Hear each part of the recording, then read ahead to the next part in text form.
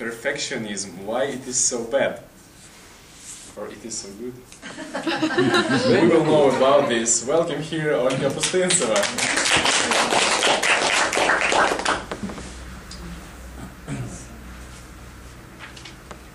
But the title of my speech, Perfectionism, what is bad about being too good?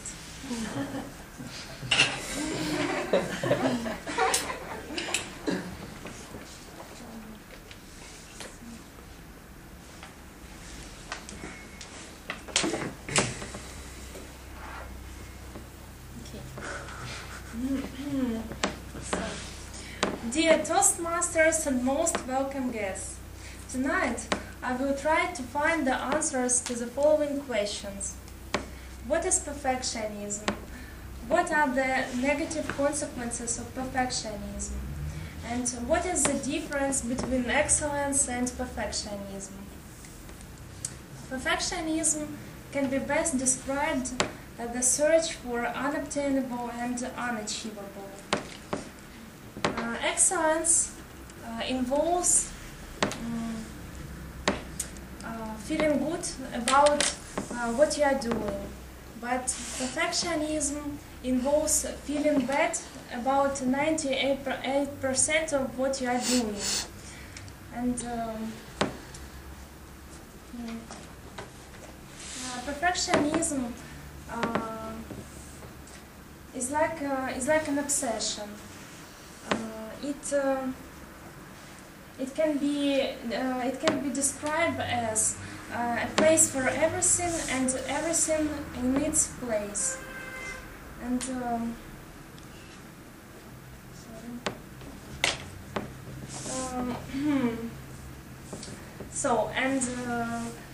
the motto of perfectionist is unless you are perfect, you are not okay. So of course, no one is born perfectionist. It comes from our childhood, and due to the parental pressure, children think that this pressure they think as criticism, and they're afraid to make mistakes.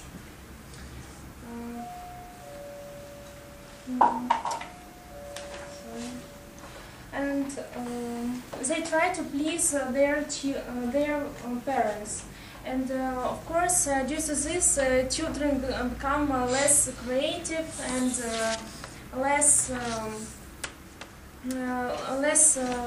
they don't want to take risks, and even they become miserable and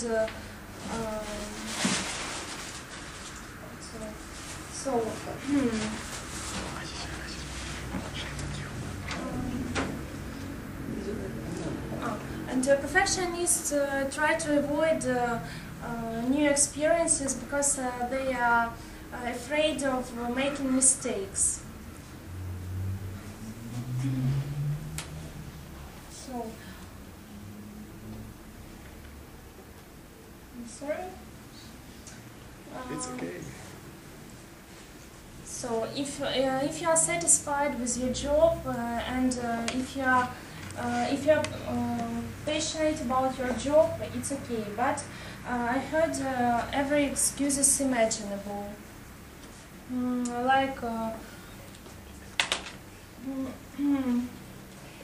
So I don't want to work for 8 hours. It's not good to jump companies so often. What if I fail, and how do I know if I'm capable? So, and all these excuses have one determination. It is fear. And perfectionists have a fear for failure.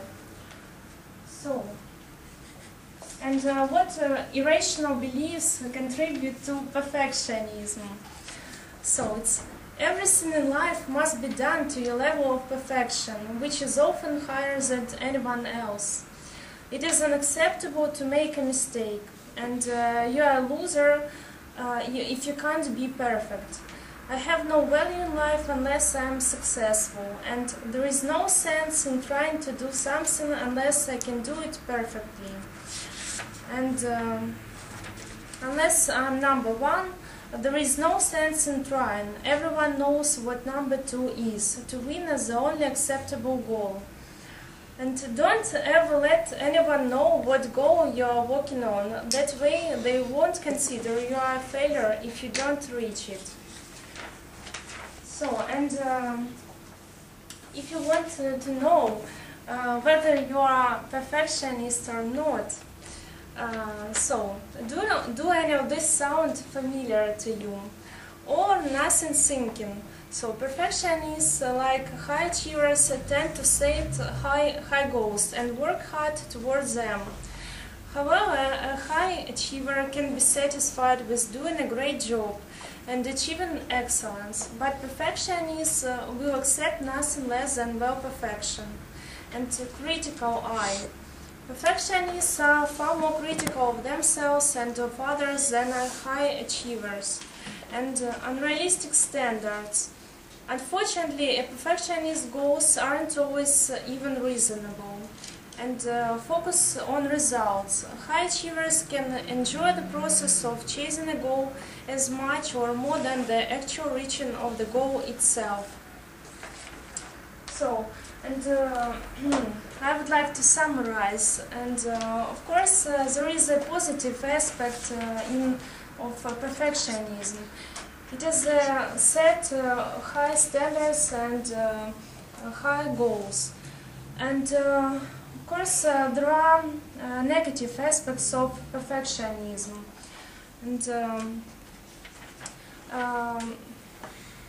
one of the negative aspects is that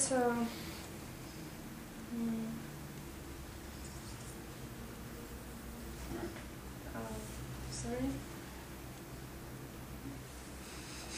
no, I don't have my notes today. So that's it. They are afraid of making mistakes. huh?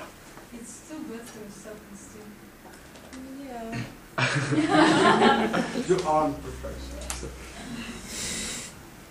It's okay to be not perfect. Yes. Perfectionists are afraid of making mistakes. Yes. Aren't they? Yes. So, okay. And also I would like to show you several quotations. It's by Dennis Waitley. The only person who never makes mistakes is the person who never does anything. And the second, there is no security on this earth, only opportunity. And the last, progress always involves risks, and you can't steal second base and keep your foot on first.